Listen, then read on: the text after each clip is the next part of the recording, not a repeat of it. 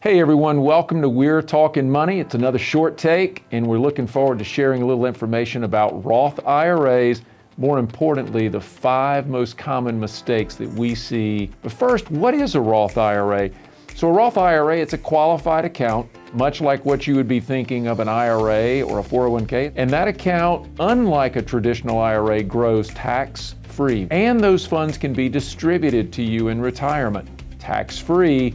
And if you leave those funds to a loved one, should you pass away, tax-free.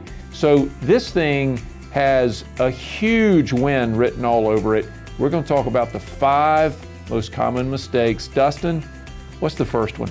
Mistake number 1, and this is what we see, is not starting it early enough. There's no age limit on a Roth IRA. The only requirement for a Roth IRA is that you have to have ordinary income. And you can put 100% of your income up to $6,000. So that means even kids that might be working on their family's payroll. By the way, Cadbury, how much stock do I own? If you've got income, you can have a Roth. Very, very powerful. Consult with your CPA first. Second mistake, it's not being familiar with the rules of a Roth. You don't know the rules? Have an aneurysm, why don't you? There are certain rules that one must abide by. Now there's a lot of them, but what are the ones that are probably the most important? So when can you start taking from a Roth IRA? You can take from it when you're 59 and a half, just like anything else.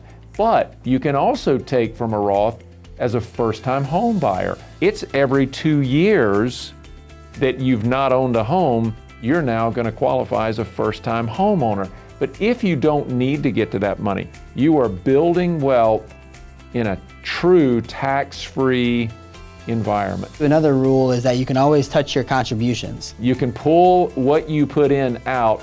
You just don't want to touch those earnings until you're 59 and a half years old.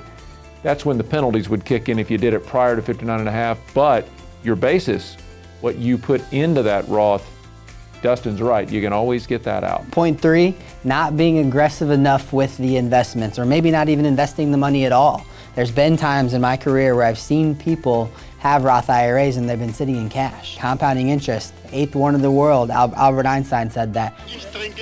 You want it working for you, and over 30, 40 years, a couple of percentage points, depending on how aggressive you want to be and what you're invested in, could be hundreds of thousands, if not millions of dollars. Don't miss opportunity.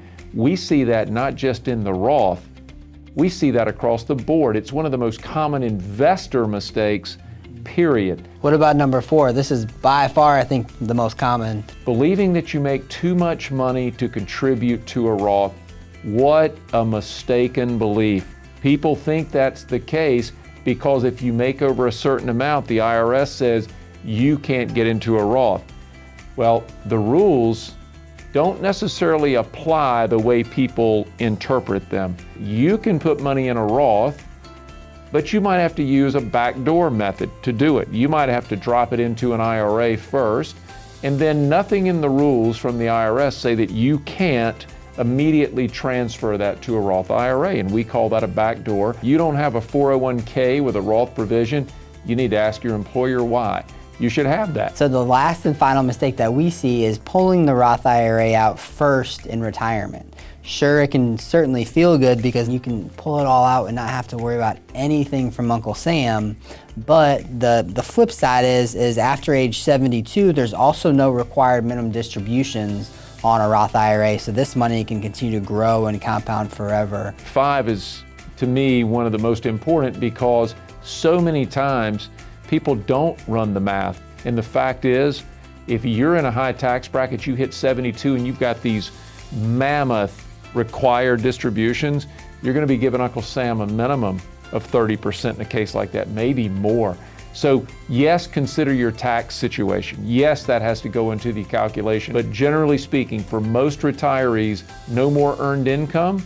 You want to start using those taxable dollars first, save those tax-free dollars, let them grow and grow and grow, because that money never gets taxed, whether it's to you or to your heirs. Powerful combination. Thanks for watching We're Talking Money Short Takes. Hope these 5 common Roth IRA investing mistakes were helpful. Do not make those mistakes yourself. Thanks for joining us on We're Talking Money. If you'd like to learn more, check us out at omnistarfinancial.com. Subscribe to the show on YouTube, follow us on Instagram and Facebook. Tell us in the comments section what topics you'd like to hear in upcoming videos. If you enjoyed the show, give it a thumbs up and share it with friends.